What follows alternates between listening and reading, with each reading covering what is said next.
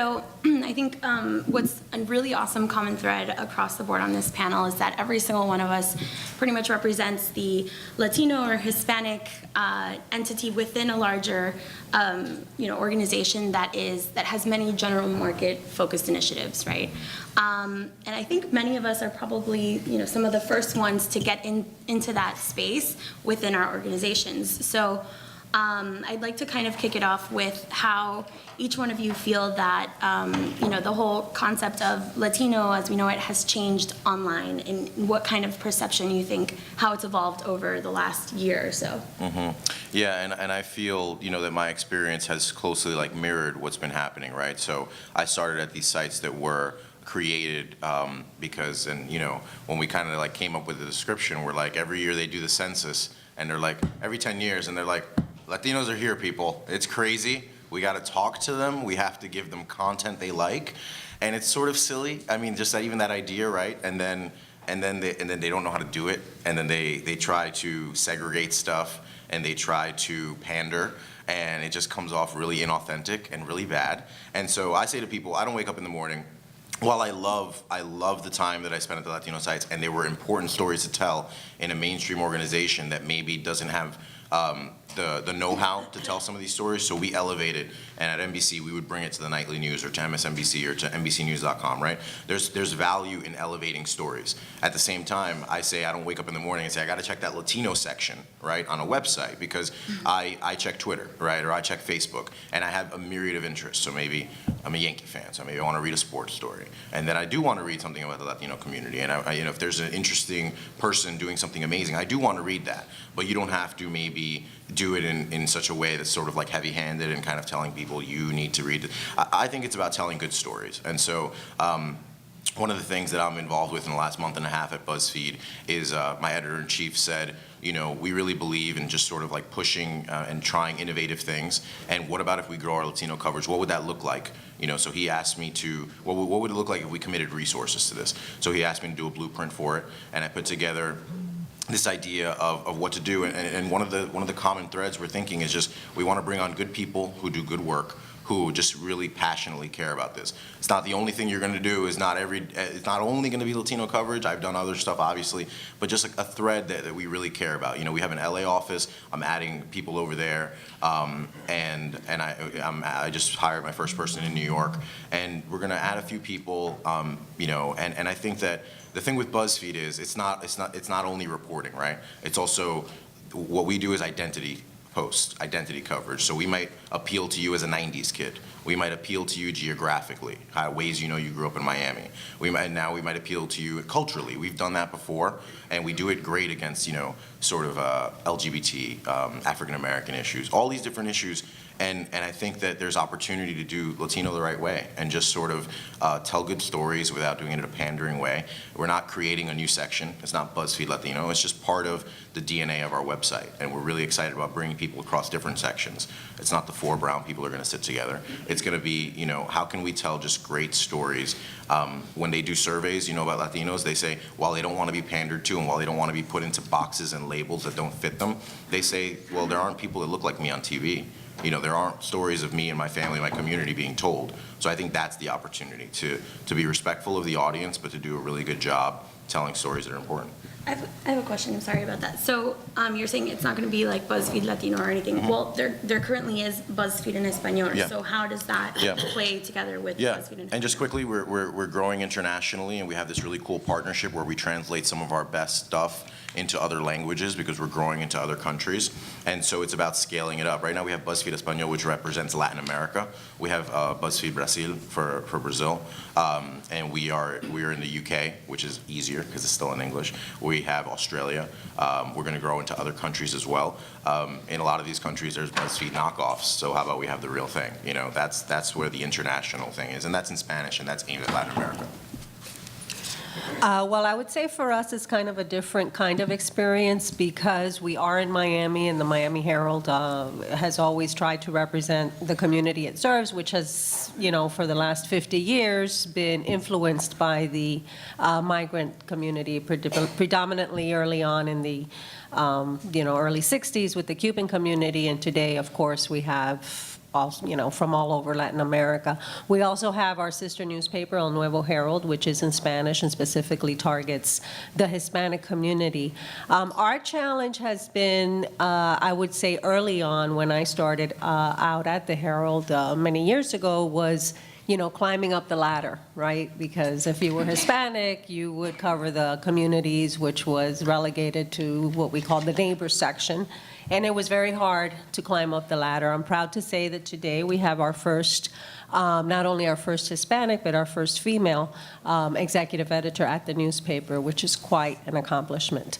What we are trying to do now, I think, because Latin America is so important to us, whatever happens in Latin America affects us directly here. You can see what's happening in Venezuela has a direct impact here with the large community here. So our challenge is meeting those needs at a time when the industry is shrinking. For mainstream media predominantly, we are struggling with less resources than we did 10 years ago, 5 years ago. Our newsroom is basically half of what it was just 5 years ago. And then also tapping into people like you and like me, right? People who, our first language is English, but we care deeply about Hispanic issues, meaning, whatever happens in our homeland or our parents' homeland, or, celebrities that we identify with, but don't necessarily read about it in Spanish because that's not our predominant language. So how do we tap into that community to make them our loyal readers? That's our challenge today. I think in my end in particular, I have the privilege to be able to visualize a lot of these ideas that haven't been shown previously without necessarily saying, oh, I'm doing a Latino story. So, for instance, I just came back from a shoot interviewing this young singer who, he's Latino, he's singing, but I was able to visualize how he's talking to his mom's talking to him in Spanish because she doesn't know English, but he doesn't know the right word to say back in Spanish, so he's talking back in English. I relate to that. I grew up that way. Everyone who I know from brothers and sisters knows that. And I think being able to visualize that is the way we're sort of introducing, at least in our show in particular, from that language barrier to this singer putting hot sauce in his chips. I've never seen that on TV before, and I'm not pointing that out, I'm just showing it in a way. If I'm gonna have a live segment, we're gonna go ahead and have young bloggers who are writing about student debt rather than going with the conventional analyst who most likely would be a middle-aged white man or woman that you often see. So it's being able to find those little people who have not been tapped before, which is the exciting part of it. And to jump in on what Ignacio's talking about, so it's this rapper, Cap G, who he interviewed. And so we did this story on BuzzFeed. And one thing that I'm really interested in is if there's anything that I want to underline our coverage is, Latinos mainstream, Latinos American, So this guy's a rapper, he's Mexican, he's a young kid. He doesn't have to rap about his Mexican-American experience. He could rap about growing up in Atlanta, but he chooses to rap about his Mexican-American experience. He raps about his cousin being deported. He raps about eating chorizo. And so it's really cool. And then you talk about, so who is this? Just a random kid? Pharrell produced one of his songs. He signed to Atlantic Records. So now you're telling a story, and you're going to get somebody who just cares about rap and just cares about music, and they'll read a little bit about immigration in that story. And that, to me, is what it's all about. Telling stories that are just like, this is all of us, this is real. It's not like Ignacio said, a Latino story.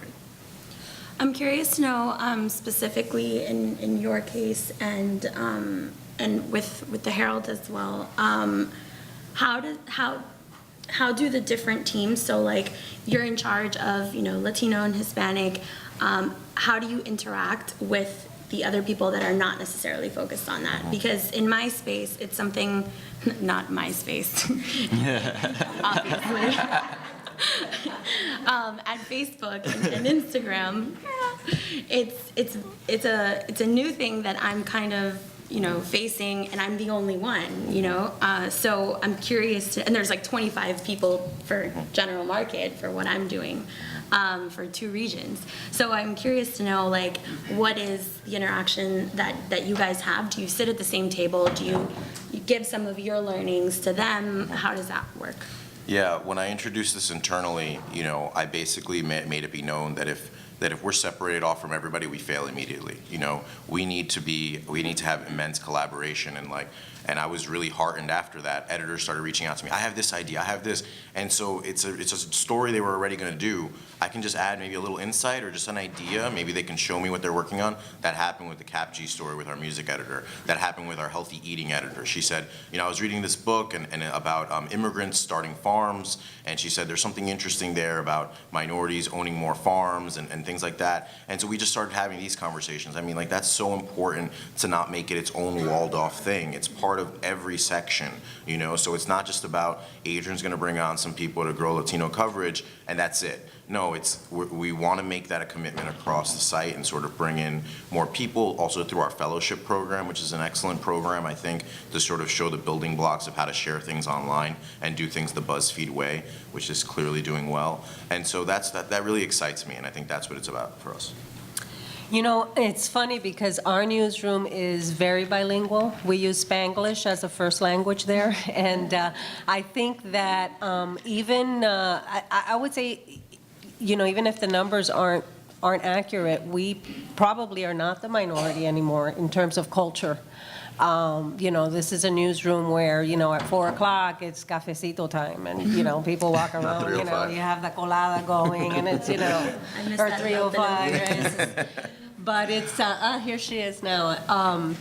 So our newsroom is very bilingual in that sense. The interaction, I think, if there is any conflict, is when we have a story that the characters of the story, or whatever the incident is, are Spanish speakers. We do need to have a Spanish-speaking reporter out there. Mm-hmm. And that sometimes becomes a challenge. But in terms of the newsroom exchange, I don't think there's much of a conflict there, because we just flaunt it. I mean, I'll speak Spanish to my executive editor, and she responds in Spanish, and, you don't understand that, sorry, but that's part of our culture. Yeah. So, Mindy, why don't you come up here? I've already introduced you. I think on the flip side, we share a newsroom with Univision. Yeah. So it's easy to fall trap when I come from a place where I would be one of few Latinos because there was a Latino site, and now I'm coming into this new venture where you are falling, where the majority are Latinos, mm-hmm. and they look like you and have similar experience. So making sure you don't fall victim of that little bubble, yeah. As well, and reaching out. Cool. Yeah, if we could get a quick intro. She introed you already. Okay, Yeah. perfect. I think you've probably heard enough, yeah. Thank you, Nancy, for being an excellent stand, and I would have been happy to stay over there and listen to you. Mindy Marquez, executive editor of the Miami Herald. Started there as an intern, and I'm now executive editor, so it only took about 25 years, but... Awesome. So, hi, I don't actually know you. I'm Karen. I work at Facebook. Sorry, guys. Okay, cool. And then, I don't know if there's something that you wanted to, bring up specifically with all of these topics, or... Yeah, one thing we were talking about, and feel free to go in any direction, because I think we want to, excuse me, I'm sorry. I want to have a freewheeling conversation and then open it up for questions. One thing that sort of interests me as well is we have the 2016 election, and I think there's so many funny things, and by funny I mean sort of annoying, right? There's so many things that the census happens. Now we care about Latinos. The election happened. Not so much for the midterms, but yeah, for that general election, we care about the Latino community. It's so silly. But with that being said, I think that a little bit of what we talked about sort of in mainstream media and different websites, something like Fusion, created for millennials and for Latinos without having to hit you over the head with it. I think you can see how Latino is changing, and you can see how some some sites have gone away, but this idea of how can we do this coverage for, I'm so tired of like the burgeoning Latino community. Like, it's just like, we've been here, we're here, you know, it's an American story. So, but I think that with the election, you're gonna have so much fascinating stuff. And I really, you know, one example of this is there's a polling firm called Latino Decisions.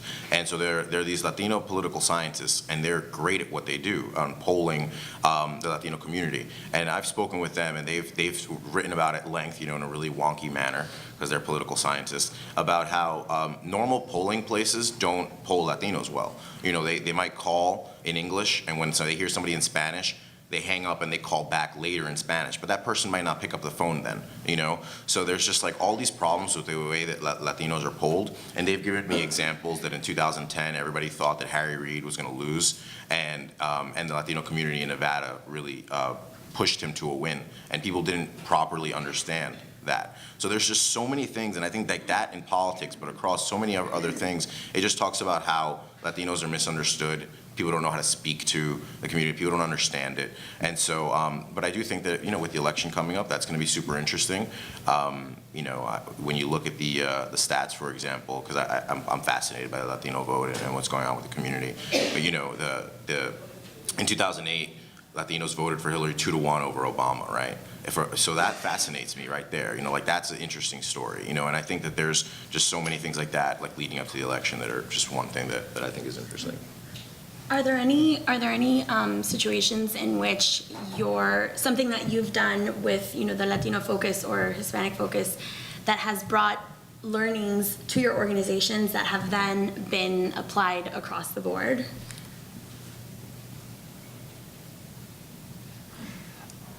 I mean, I think that's the constant struggle with focusing, even Latinos focusing on Latinos.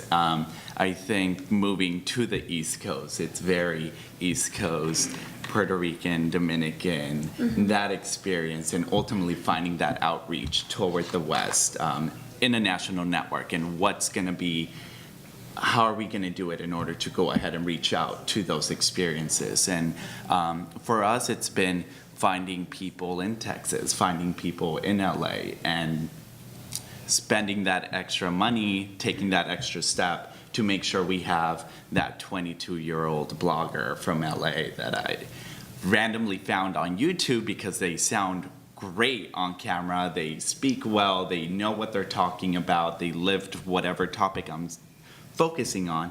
But I think we've realized that by reaching out to people on the West Coast, we've been able to show more of a diverse group of people.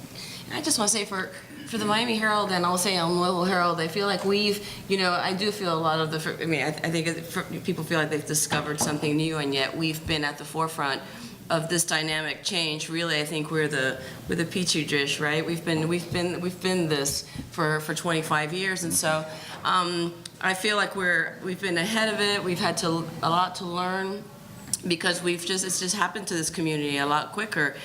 And I think one key thing, and Nancy may have touched on this, and she and I are products of this, you know, I think having people in your organization that reflect the communities and the various communities is absolutely essential. And there's no way that I could have even had a chance to be executive editor of the Miami Herald, right, in a community that is predominantly Hispanic, you know, 70% foreign born. If somebody had not hired me as an intern in Neighbors, you know, 25 years ago, it's probably a little bit more, but let's just keep it to 25. And so that is, and I feel like there are stories that we had access to as reporters that you got in the front door simply because you understood the culture, you understood your language, of course, absolutely important, and you understood nuance. And we've seen that we've had to do that, again, Miami is so diverse, so it started with the 2 Cuban waves of immigration, and then we've had, you know, Colombian, Nicaraguans, we have a, you know, huge Haitian community here and all of these things require somebody in the organization to understand those communities and have access to it in a way that doesn't feel like the foreign correspondent syndrome, like you've landed in some nice exotic place and, oh, are these people interesting? So I think that's really key, is really hiring like-minded people who really have a connection to the community. Yeah, I personally have had somewhat of an incredible experience with my new role at Facebook in the last 5 months. I think it's officially been 5 months, because I'm part of the partnerships team, so I work with public figures for U.S. Hispanic and Latin America, and media companies. So working and making sure that, if you are Ricky Martin or if you are, Luis Fonsi, you have the best possible experience with our platforms, whether it's Facebook or Instagram, and if you're Telemundo and Univision as well, and what I've found is that I'll never forget my first time heading over to Silicon Valley, going to Facebook headquarters. Officially, my first day, I was like overwhelmed because I felt like I was the only person that spoke Spanish there, and everyone was like, "Oh, hey." I know she was girl." overwhelmed because I hit her up on Facebook message. I was like, "Hey, what's up?" And she literally seemed like she was gonna have like a breakdown. She's like, "I cannot talk to you," and I was Yeah. like, "I'm so sorry." Well, I was also like, don't ask me anything like weird on Facebook Message right now. I don't know how this works. But it's incredible because I was there for like 5 days, and that was like the most of like FaceTime that I was able to get with my coworkers. And then I came back to my remote office in Miami, which we have an office in Miami, by the way, in Brickell. And then I remember sitting there like, how am I going to like let these people know about the amazing power that our community has and the things that we can do, especially when I'm so far away. And they're like, we just did an awesome Facebook chat with Eminem, and like Beyonce's doing this on Instagram. And I'm like, oh my God. And I did this one Facebook chat with Luis Fonsi. It was incredible. He got over 30,000 questions in about an hour. And everyone over there was like sending me messages like, what did you do? Like, how did you do that? And I'm like, I didn't do anything. Like, that's what we are, and that's like, this is the opportunity. This is why we need more people. But it was so incredible, and that has been the same type of situation over and over again with all the things that I've done. And so it's so empowering in a way versus like at first you feel frustrated and you're like, oh my God, like this is so overwhelming. How am I going to do this? But eventually that feeling turns into empowerment because you're working on something that is gonna work, and that you're getting the respect of people that are in a different time zone, in a different world, who don't even understand what you're sharing in our in our group, and they're just like, what? But that's awesome, and it's so exciting.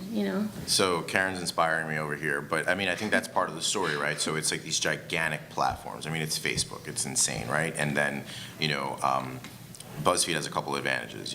BuzzFeed passed the New York Times in traffic in November. That's a line that I've memorized because when I call some people and I say I'm with BuzzFeed, they get super excited. When I call some lawyers on some news stories, they're like, BuzzFeed? And I'm like, yes, So like you have to get across that like we do news, that we do politics, and yeah, it's hilarious. B-U-Z-Z.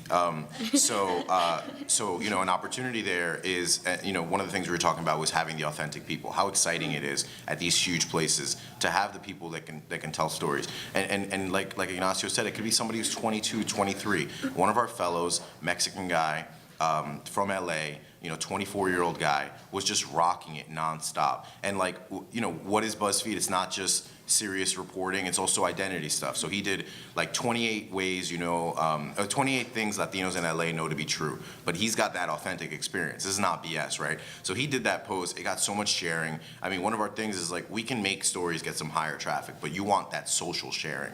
It was getting shared like crazy, and like people loved it. They said like, this is real, this is me. And like, that always happens for most mainstream Americans, right? When they visit BuzzFeed, but now it can happen for Latinos, and that's really cool, I think, too. And I think in my experience, going into the mainstream arena has meant focusing on those experiences, not necessarily on the Latino part. I think that we're reaching a point where, okay, people understand that there's a need for Latinos. Now, how are we going to attract the majority of them? Because it is a different group with different subcategories. And I think those experiences are the important parts. I think focusing on not denying the aspect that you went to church every Sunday, and after church that's when you would dress up and go have a meal because that's what's Mexican culture was, but ultimately focusing on that experience rather than saying, I did that because I'm Mexican and this is the Mexican Post. And that I've found LGBT issues is that great opportunity right now to focus on the majority of people, because no matter a Filipino has a different experience, yet they have a similar experience within the LGBT issues. I think we saw it when DOMA was struck down, and you went on Facebook and you saw the equal signs everywhere. It didn't matter if they were straight, gay, Latino, Black, Asian. It was that unity within there. So I think focusing on those common experiences or common identities, and being able to go into that mainstream arena is saying, I come from this angle, but we share that same experience. And I would just say, because coming from mainstream media, you know, our experiences, I think I can build on what you just said, which is that, you know, just because, I mean, you know, we have a broad readership, and so it represents Hispanics and Anglos and African Americans and Haitians, and so that we have this huge group of people, but there are common things that people care about. Everybody cares about their taxes, right? I mean, everybody cares about unemployment. People care about the economy. And so we cover these huge buckets that really touch everyone. And I think that what we really need to be cognizant of and constantly have top of mind is, how do you cover these topics in a way that you got to make sure that you know that people see themselves in your coverage, and that's really an important part of how you tell these stories, and make sure that you have, you know, represent those voices in your coverage, even when you're covering, to your point, issues that are not specifically, you know, Hispanic issues. I mean, even take something like immigration, which is a huge national issue. Well, that's a very different topic, you know, in Miami. It's a very different Florida story, because the majority of Hispanics here are Cuban, and they don't have the same issues in terms of immigration, right? They have that kind of wet foot, dry foot special. It is, I mean, you know, controversial, but they do have that. And so we have to approach even immigration in a different way than, say, you know, you might if you were covering West Coast and a largely Mexican-American community. So I think that that's key. And I would say that also in the beginning, and Nancy and I are testaments to that, you know, we worked at the Miami Herald when we used to have, I literally had a Cuban affairs reporter. I covered non-Cuban Hispanics, and then there was a third reporter who covered Blacks, right?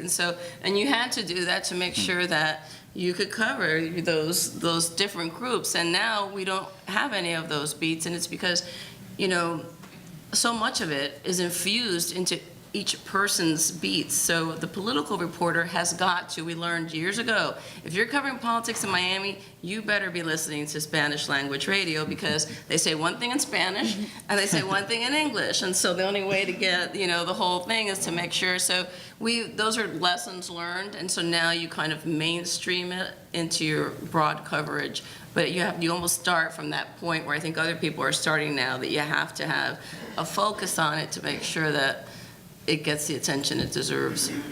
So there was a lot of, you know, different sub-organizations that came about a couple years ago, like NBC Latino, and now we're hearing that some of those organizations are shutting down. I'd be curious to know kind of where you see this going. And this question is always really difficult, because we're probably all going to sit here and be like, this is my opinion of where I see it going, but really no one has any idea. But I think because we've all, you know, I worked with NBC Latino, you worked in NBC Latino, you've seen many years of the whole industry evolving. I'd love to know just kind of your prediction as to where you see this going. Yeah, you know, and I touched on that like broadly, but so the idea, you know, so these sites are created, and then I think that I was at NBC Latino. I thought there was great content and there was great journalists that were there. And at the same time, I think there's a little bit of that disconnect between what we talked about, making it its own Latino thing. At the same time, you know, there's things like CNN Latino, which was like sort of a small, like in some markets, and it wasn't like a broad thing, and it was in Spanish. I mean, so that's the thing too, right? Some of these initiatives are like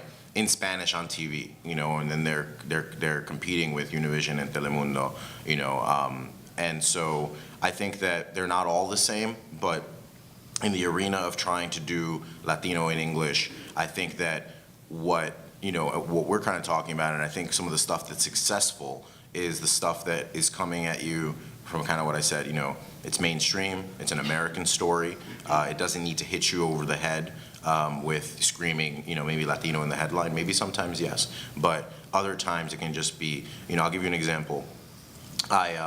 I recently wanted to cover the Cesar Chavez movie a lot, and I thought that was important. So, I cover immigration, and I sort of segued, and since I'm still like adding people, I'm like, I'm going to cover this movie, and I was trying to figure out how to do it. And my first thought had been, Cesar Chavez really resonates with the Mexican American community.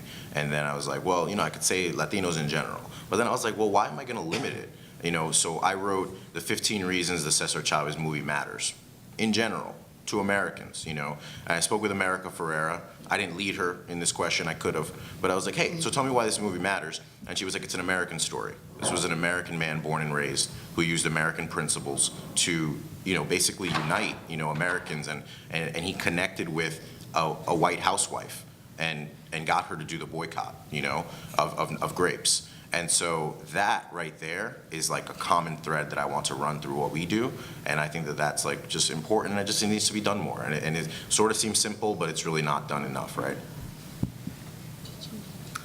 I think in the mainstream, and this is my personal opinion, and you see it from Fusion in terms of that open discussion of how we're growing, I think the focus is going more toward young millennials, which indirectly hits Hispanics. 1 in 5 are Hispanic.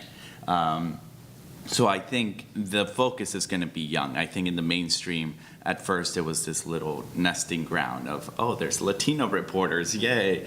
And now they're being trickled in everywhere because they realize they can do all of the other type of reporting as well. I think in the niche market, it's going to expand like crazy. I think you have, because you're starting to see that intersection of lines. You're going to have a blog about a gay Latino male. You're going to have Latina mom's blog. I think you're going to have those little niche blogs, which are great, that I think are ultimately going to fuel all of the mainstream. But I think in terms of focusing and segregating that general idea of, oh, there's a Latino program or Latino part of our website, in a mainstream network type of way, I think that's gonna English, because I think Spanish is very different.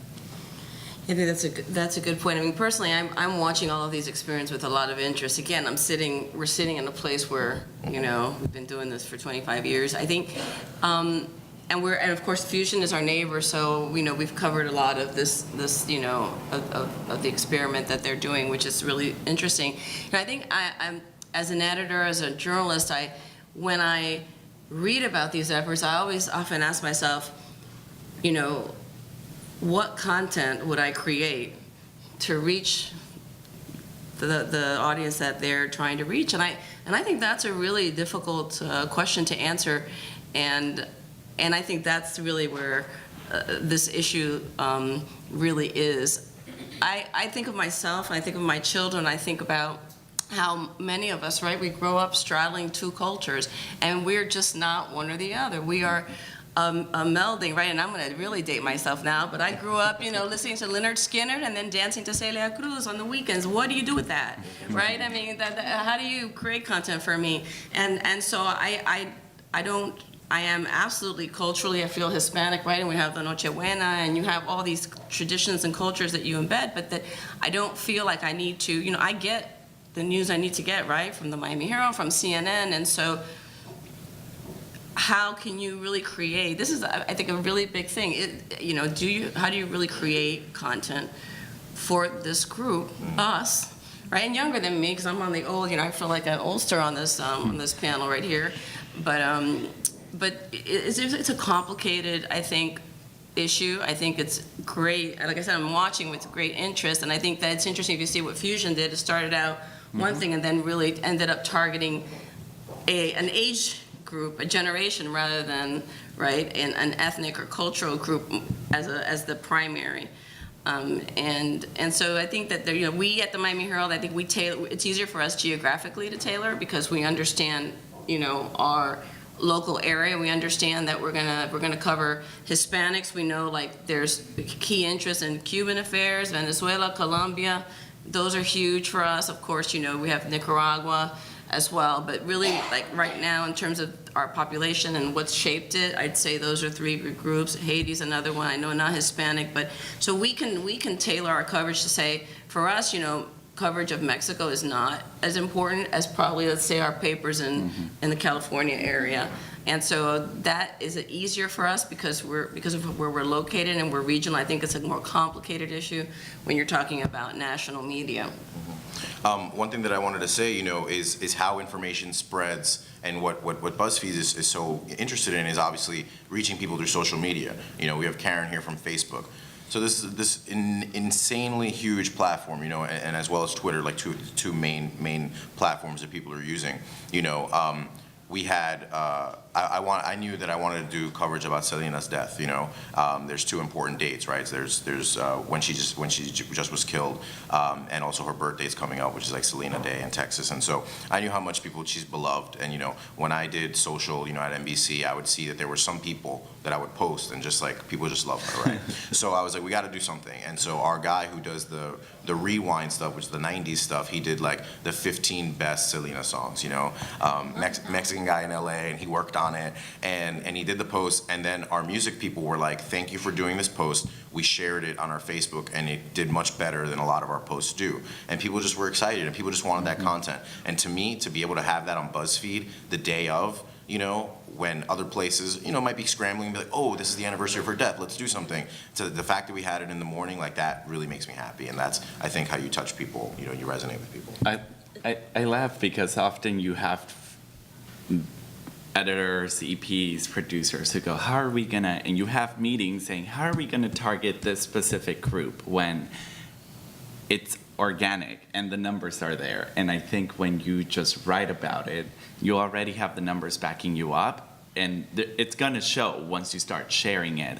And I think that at Fusion, we're starting to sort of realize that, of go with what's interesting to you and have fun with it, and let's see how it works out. And I think it's part of the startup company that helps out. But for instance, Mariana Tencio, huge, always spoke about press in Venezuela. This started, and she goes, okay, I'm going to Venezuela and do this coverage, and in English, with a young perspective. So I think that ended up doing very well. ABC was tapping in, and they were like, oh, wait, someone's over there who speaks English, who has lived through that and understands that. I think that goes back to the LGBT issues. When you're reading something, sometimes we're often reading specific blogs, and a recent story that ended up doing very well. I randomly met this young guy who told me about the video he did on YouTube, and I went in there, and it was a post-operation transition piece, and end up realizing that there's thousands of videos of all these people sharing their experience of transitioning from male to female, female to male, and then you just do those stories and finding those characters, and the numbers are there. They start picking up and running with it, and I think it's realizing, just tapping with what you like to do. It's not like you're reaching an audience they're hungry for content. It hasn't been out there. I'd like to open it up for questions now for the last 20 minutes or so of our panel. We have half hour. I think we have half hour. We have half an hour? I think so. 10:15. We're going to be about the people. No. Yes. I have a question for you, Karen. Yes. What I'm hearing from all of you is that Latinos are going into mainstream, and that's what we want, right? Yes. We don't want to see pictures of a burrito anymore in order to be connected, right? Especially as a blonde. That doesn't connect with you? That doesn't connect with you? A picture of a burrito? That doesn't connect with you? That's weird. Are you talking about the animal or the food? Because the food definitely. So, right, both of them. Because we are so different, even as Latinos, right? Yeah. We have so many cultural differences to begin with. But it seems to me from the four of you that we want to go into mainstream. However, in corporate America, you're telling us that your position is to target the Latino market. So I'm curious, from your perspective, and then obviously from the other panelists, what you feel is going to be the future of positions like yours, we want to go mainstream. So is your position now more of a watchdog and more of an advocate to make sure that the Latino message is coming across without waving the flag per se? And so if that's the case, and we do want to go mainstream, what would that position look like, and how do we as entrepreneurs and business owners then come in and be able to advocate for our culture, but again, without waving the flag? Yeah, so. That's a great question. Yeah, thank you, great question. My role is, I think it's one of those things that it started off even 5 months ago saying, this is what we think you need to do. You know, there's this huge audience there that we know is really, really important, yet no one is really addressing that in a more, personal and direct way, the way that it should be done. But even in the 5 months that I've been there have been things that have now passed over from something that I did as an experiment that are now things that they do for general market. And it's an evolution, even in such a short amount of time. I don't necessarily know if, all the next batch of people that they're gonna hire are gonna have a Latino focus, or simply, let's work on this and see what we can learn to apply to like our markets in Europe and our markets in or India, because there are counterparts that I have. Like I have a counterpart in Germany, I have a counterpart in London, India, Brazil, and we all come and sit at the same table, every few months, and it's incredible because I feel like from our specific focus, I've been able to share things that they're like, oh, why didn't we do this? And Perspective. yeah, it's different perspectives, and I have to say, and I don't mean it in a bad way, but I think it's really good that I don't work at headquarters because I have a completely different view of things by just being outside of the office. And that has been able to really cause, kind of an impact as to, different things that we can do and make better use of our platforms without having to necessarily evolve the technology and bring on engineers to do crazy things. I'm like, no, just look at it in a different way, use it this way, and then look what we got. I hope that they'll bring on more people with this focus, but not for the purpose of, addressing the Latinos and Hispanics. No, more for the purpose of having more eyes on new things that work. Because at the end of the day, at least if we look at the United States of America, it's not, the general market Americans or whatever. No, we are the Americans. And so that's why we need to just figure out what works with us so that we can have a better impact on everything else. One thing. I can see why your Luis Fonsi post was successful in the Latino market. Yeah. But we also care about Beyonce, right? Right. You don't have to translate that to me Yes, in we order do. for me to care about Beyonce. Yeah. You know what I mean? I'll get it the same way a girl from Oklahoma will. Yeah. What I'm trying to show is that, okay, it's because Beyonce is glorified, right? So, for my team, they're like, oh, you're gonna do something with Beyonce, it's amazing. Oh, you're doing something with Luis Fonsi, that's awesome, great. No, I want them to realize, not that Fonsi is at the level of Beyonce by any means, but, it could be, yeah, it could be as equally impactful, for example, you have, coming up with concepts like if you have, Ricky Martin, why can't Ricky Martin do something with one of my counterparts' people? Don't leave your strategies separate. Let's bring it together and do something even better. One thing I wanted to say, you guys may have noticed if you looked at the schedule, Nick Valencia was supposed to be here from CNN. So last night we were at a party, and he gets a call, That's and he's a reporter for CNN, and one of the things he wanted to talk about was not being pigeonholed, right? And so he's a reporter for CNN, and they're like, you need to go to Fort Hood because of the shooting.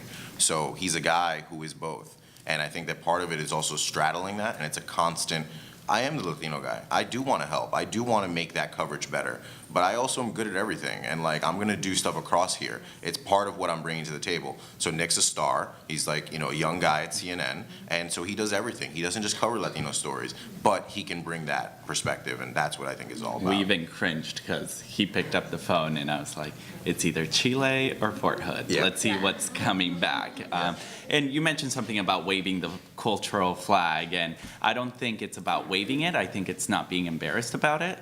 I think it's bringing people who might have a really thick accent but are extremely smart and usually will not go on because there's this, oh, I'm afraid I have an accent, I have a certain slang, I have a Miami accent.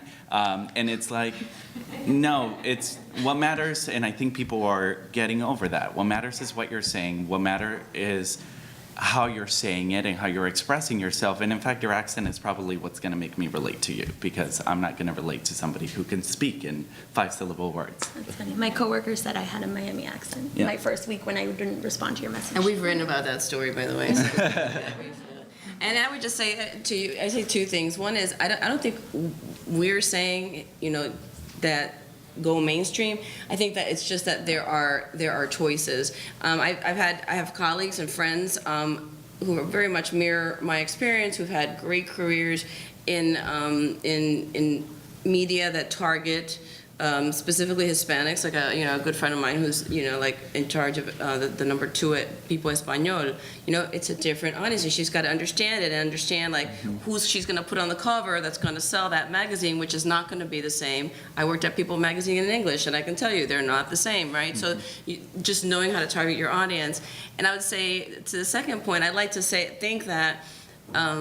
I feel like I'm a bit of an example of what happens. You just start and you do your job, to your point, because I wasn't hired as, I obviously, clearly I'm a Hispanic, and speak Spanish, but when I was hired, they didn't put me in a specifically, Hispanic beat. And so you just did your job and you do well, and eventually, I never thought that I would be, and I am the first Hispanic editor of the Miami Herald, but I didn't set out to be the first Hispanic editor of the Miami Herald, right?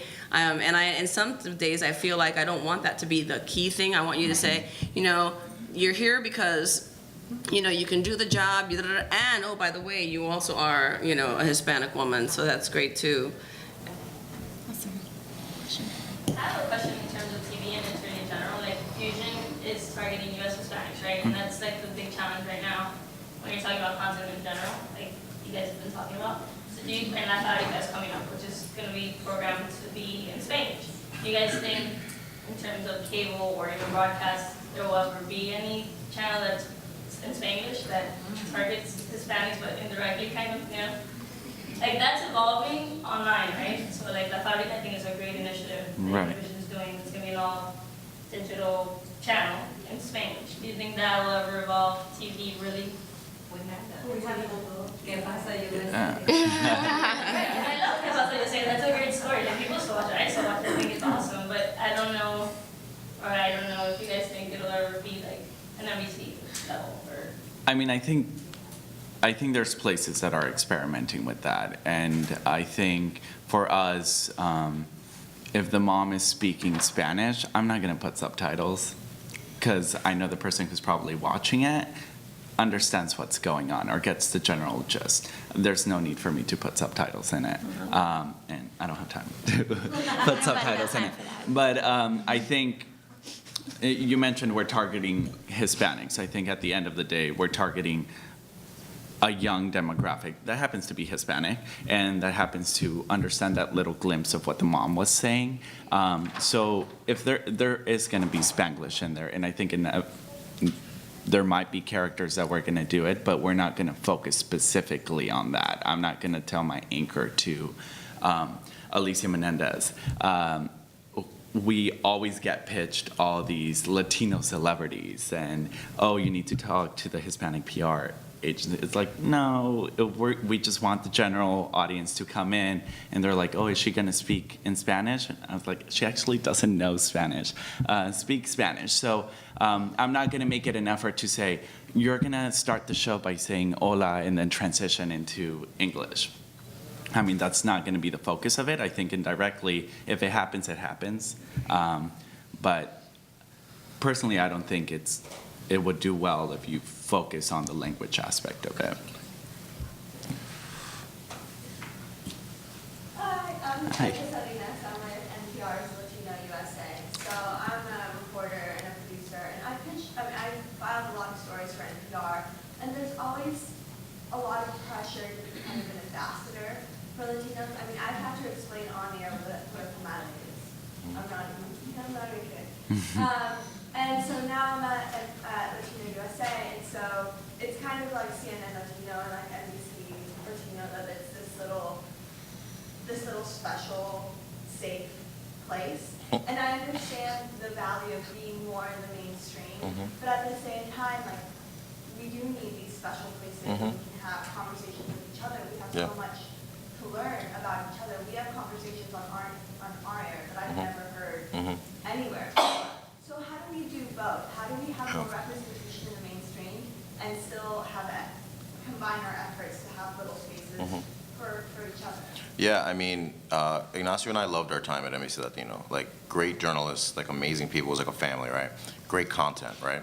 I think what you still want is you still want it to get more people's eyes, right? You still want your great stories that you say that no one else is having these conversations. You still want more people to see it, you know? And so I do think it can be both, you know? It's not only Latino USA, Code Switch, right, is NPR, and they do a bunch of stuff. They do LGBT, they do Latino, they do African American. I mean, that's awesome, you know. And I think there's spaces. Look at Fusion. It's sort of making its own niche, right? And I think there's spaces for all that type of stuff, and it's great. And as she was saying, you know, if you do something in Spanish or you do something that's a niche thing, that's great, you know. I think that at the end of the day, like, there's different avenues, and something that I want to do at BuzzFeed is make the normal reader that's going to BuzzFeed or something else be like, oh, what's this? And like, this doesn't close me off. This kind of welcomes me in, and I do want to read that, and I never would have read that. And I want, you know, the platform that I'm at, that's a big place, to start being known for. People sometimes hit me up in it from LA, and they're like, I've seen what you guys are doing, and I see that there's more. I think it's that, right? It's just constantly doing a good job and getting in front of more people to show the changing America. That makes me happy, you know. Hi, my name is Jennifer, and this is a really great conversation. I actually worked a long time ago, dinosaur age, at Babanga, no longer, in publishing. And what I have a question for is not so much for BuzzFeed and Fusion, because you guys are more millennial based, but for Miami Herald and Facebook, you have like a cross ages. There's an age range. I mean, my mother's on Facebook taking selfies. You know, and then you got, you know, you still got young kids, although they're more on Snap and WhatsApp and all that. So how do you think your content has to kind of evolve in a way that you're covering all the kind of the age groups? I mean, you can't be all things to all people, right? So I just was curious to see how you Sure. basically. Yeah, so it's funny because there are many perceptions about what's going on with the platform, and it's one of those things that if you go, you have to choose your battles, right? And if you go out to debate and to kind of answer back to everyone that says, oh, you know, all the teenagers are leaving and there's no kids on Facebook, it's only for grandmas and whatever. But I thought there's no kids on Facebook. Isn't it like no one under 25? Teenagers. It's not necessarily the case, you know what I mean? We have 1.2 billion people, monthly active users on our platform. It's still the #1 social network by far. And the trend of users is continuously it's an upward trend. Yes, there's definitely other social networks that are attracting the attention of the younger crowd, but it's inevitable. Like, that is life. That is what happens. We can't, you know, expect for everyone to continue using the same thing for 50 years. Like, it's not the nature of anything. However, with that said, there are still, you know, things that you do for different age groups. For example, there's Becky G. Becky G is huge on Facebook. Selena Gomez is huge on Facebook, and their engagement is really, really big. What was this other girl's name? I don't know her name. Ariana Grande. Thank you. Yeah. And she actually, so I met with her, and she was like, I love Facebook. She goes, and I love it because I feel like, you know, I really connect with my fans there at a different level. Because the relationship that you have with your Facebook fans is from a public figure point of view, not that I'm a public figure, but from what they've told me, is that it's a deeper relationship. You have longer, deeper type of conversations that are beyond 140 characters. And that's ultimately, like, that's the purpose of it. It's a platform that is deeper. It's like a book in a way, you know, where you have pages of depth and different things that you can do. But all the while, there's that type of situation that we have to kind of embrace and continue to feed to make sure that it doesn't go away and that we continue to meet the needs of you know, Becky G's fans and Selena Gomez's fans and everyone. But at the same time, yeah, we can definitely have, you know, a chat with Ricky Martin. My second week at Facebook, I brought Ricky Martin to the New York office. And that was the first time that we had a security issue at the New York office. Like, they brought Madonna, they brought Rihanna, and I'm like, I have Ricky Martin here, no big deal, I'm just gonna bring him into the conference room, we're gonna do a quick Facebook chat about his book. And then, like, next thing you know, 4 days later, there was a meeting about process for bringing in public figures because the new Latina girl, like, just ruined everything, and like, so, I mean, and then, like, but during the chat, you see all these people, because the way, you know, it's not necessarily like it's not a video chat, it's a chat in which you like engage under a photo and he responds to people's comments and stuff. And so many women from, you know, maybe there were 35, 45, 55, adding photos that they've taken with Ricky Martin into the thread of the conversation. And it was amazing, you know, like Ricky Martin he was only supposed to be there for 45 minutes. He stayed for almost 2 hours because he just could not, like, he's like, this is incredible. Like, I know, he's like, I recognize these women from, you know, years and years before. God bless them. Yeah, and I'm sitting there with like 3 people in the conference room that I was like, who are these people? Why are they here? I don't know anyone, but I guess they're supposed to be here, and they were the ones that got me in trouble. But like, it was incredible because there's a broad group of people there. And that's being the only person that is in this job specifically focusing on Hispanic and Latin America. I have to be very wise about where I put my time and who I work with, right? And I don't mean it in a snobby or you know, kind of snobby, whatever. I don't mean it in a snobby way. I mean, I have 24 hours in the day. Like yesterday, I worked from 8 o'clock in the morning until 11 o'clock at night. I didn't stop, but it's because there's so much to do, and I want to make sure that I'm taking care of the Selena Gomez fans and like Becky G fans, and taking care of Ricky Martin, and like, it's like you have to go across the board. You know, yesterday. Sorry, I'm going on, but cool anecdote really quickly. Cosmo and Espanol did their first Facebook chat. They did it with Juanes. We did it at Juanes' house. And Juanes, his first question was, so who are the fans that are on Cosmo and Espanol's Facebook page? Like, who am I talking to in this chat? They're older women, right? And I was like, no. So I showed him the insights for Cosmo and Espanol's page. I was like, look, 13 to 17, look how many people are here. 18 to 24, look how many people are here. I go, they are the larger chunk of active users that have engaged within the last month. And he was like, no way. And he's like, so what's my tone that I have to keep with this chat? So then I was like, oh, that's not my call. Like, editor Cosmo, there's all kinds of stuff on there. You know, but it's a misconception. It's a misconception that I can easily just show them the insights and say, look, it's real, here they are. You have numbers, charts that show you every single day who are the ones engaging. And you know, little by little, you have to kind of show people the facts, and they change their perception. Yeah, I can be brief, and I'm not going to have a good Juana story right now, but for us, you know, it's as a general audience publication, it's always a struggle, right, to try to figure out. And I can tell you that traditionally, just over the span, you know, I'm sure none of you were picking up, you know, the paper. Let's be honest. When that was even a thing still. When you were like 18, you know, and now you're probably coming to our website or whatever. So traditionally. People age into reading, so you become more interested in a lot of our content when you're paying taxes and you want to know what the politicians are doing with it. So all of a sudden, you know, you're going to come to the Miami Herald that's going to tell you how they just spent it to keep a mistress or whatever.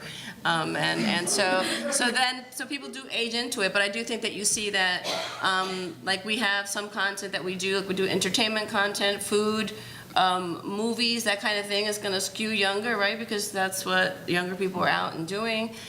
So we have Miami.com, that's like a heavy entertainment part of what we do.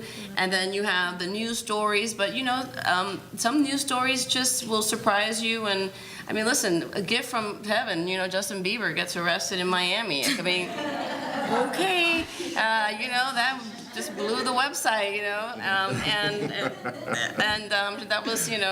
that was, I'm sure, a younger crowd, and then we did have it in the paper, and it was interesting. Then I got when we put it in the front page of the Miami Herald the next day, I had some older readers, is that really the most important news in the Miami? And I'm like, well, you know what, it may not be the most important, but it was the most interesting for that day. So we do have to pick everybody has to pick your shots, right? But I think that some of it is just innately, like if you're looking for a place to eat, you might go and see what's on Miami.com and what's what's trending there, what's hot, new restaurants, and if you want to know, like I said, what's going on in your child's school, then you're going to go into that part of our coverage.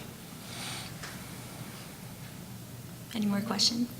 Comments? There is one thing that I want to share with us. Before we start, I have a question about, because all of you are media, but you're also brands, right? So when we are starting a company, we're a cost company, and we are dealing with, for example, the language that we're going to use in our platforms. The post, it is just the first part for Facebook, the intro in Spanish, and the post in English. So it's like how to balance that. I guess it's at the very beginning we want to please everyone, right? Maybe you're not at a point that you can choose how to please that people. So what is your, suggestion to a company who's starting that wants to get attention, that knows their target market, in our case, Latin moms, Latin women, 18 to 35. And they live here. I mean, how can we reach that people without pleasing everybody? I think that's great. I mean, when we started our program in particular, so within the shows, you'll realize they're so different from one another. You have Jorge Ramos doing in English, very newsy interviews with Bill Gates and all of them. In Alicia Menendez show, we wouldn't do that. If we have a politician, we're going to talk about the most random type of topic that is relatable to our show. In particular, I think having trust on the audience that you want to get is ultimately what we knew we wanted. Using the terminology that it's going to stick out to. We had Carmen Carrera, who was on RuPaul's Drag Race, talking about the difference between now that she has transitioned into female, if the drag community has given her some backlash. Only a specific audience I know is going to understand that, and we are going to trust that, and we're going to go ahead with it. I hate the word millennial. Me too. It's our generation. Yeah. And that minor change makes a big difference. So it could be like, don't be afraid to post something that you believe in. That's how we did it on our show. And then the numbers come in. You're like, I would say, I would say two things. I think that a little data could go a long way. I mean, you could just quickly, if your target is 18 to 35 women with kids, I mean, you could pretty easily figure out how many are bilingual Spanish preference or English preference. And we look at that all the time because remember we have a sister publication that's in Nuevo Herald. And so we reach people in both languages and a very different audience. It's super interesting when you look at, who even on Nuevo, the difference between who they reach online and who they reach in print is two complete, I mean, you can almost say they're two completely different audiences, right? Younger, mostly out of the country online. Older, mostly Cuban in print. So I think just a little data would go a long way. I mean, I personally, I hate Spanglish, especially in the written words. I'm sorry, I am the dinosaur that's going to say that publicly. I agree. But I don't think there's any harm in having people who can converse in both in a platform that's online. I don't know that there's any harm in having a dialogue that can happen in two languages, fully bilingual. if that, and then see where that, to your point, where it takes you. So one thing I want to share as we get close to end here is I think a cool opportunity too is, we all are connected with each other too, and I'm really excited about the opportunity for great like Latino journalists in different places to like help each other out, to connect, but just to be a network for each other. So I'm gonna tell you a cool story. So Karen's my friend on Facebook, and so she shared this great video of her friend's daughter who did the cutest little like happy birthday poppy video on YouTube ever. So I see this video and I'm like, this is the best thing because she's speaking in Spanish and in English. She's adorable. And when I saw it, it had like 100 views. And I'm like, this is amazing. Like this could go viral. So like I did this story, this little girl's happy birthday poppy video is the cutest thing you'll see today. And it went crazy and it got so many views. And I just checked the video now, it has 874,000 views. And then somebody's comment at the bottom is great. So I did like these GIFs of, the moving animated photos of like, her just being cute and adorable. And somebody said, you won the internet, everybody go home. But seriously, I teared up a little, and somebody said, I could watch her all day. And it's because she's this little Latina girl. She's talking about how she loves sports because her dad got her into sports. She's just saying happy birthday, Poppy. And it's the cutest thing, right? So I think that that's cool too. And I think that taps into a lot of the things that I think is also an American story. So that is pretty cool. Yeah. We have 3 minutes left. There was one more question. You still want to? So I am a blogger in Spanish only, and I understand the whole conversation about, okay, some people go bilingual, some people go in English, some people go only in Spanish. I've been here in the U.S. for 4 years, and just my inspiration and everything just comes in Spanish. I'm also developing a platform for it's like a coaching sessions online that I'm going to provide. So there are programs, and they're going to be only in Spanish. So what advice can you provide about someone that is sort of starting and is only in Spanish? I mean, do I have more chances to get to the Latino community, especially for women, in Spanish, or should I go bilingual? That's actually the question. Coming from a personal level, I think there's a lot of attention paid to my generation that my parents are being left behind. That's creating a huge disconnect with my parents and my parents' generation. And I love when there's certain topics in Spanish media that my mom can understand and then we can talk about it later on. Yeah. I think there's a lot of potential there. I think the language part is your decision at the end of the day, but I think in terms of content, Spanish has a lot of potential there that can be off focus toward a certain generation, but at the same time reaching them. And ultimately, I think, and this is my opinion, just like a personal opinion, your product is going to be better if you do it in the language that is true to you and the way that's the language that you feel in, it's the language that you think in. So if you push it to any other dimension, it's not going to be real to who you are and the message that you want to. And I'm going to say that, what we found with El Nuevo, it's very difficult to find well-crafted Spanish content here in the United States of America. Yeah. So, in fact, you may be filling a bigger void than you think, because trust me, a lot of us, we can speak it and, give us our Velasquez and maybe we can, but really someone who can write well in Spanish and thoughtfully is at a premium, I would say. So The last book I read was entirely in Spanish, by the way, and it was my first language, but at 4 years old, I was like completely bilingual. But I mean, I read the Jenny Rivera book because I wanted to read it. But you know what I mean? I read it in Spanish, and I wouldn't have wanted it any other way. Thank you, everyone. Thank you so much. Thank you.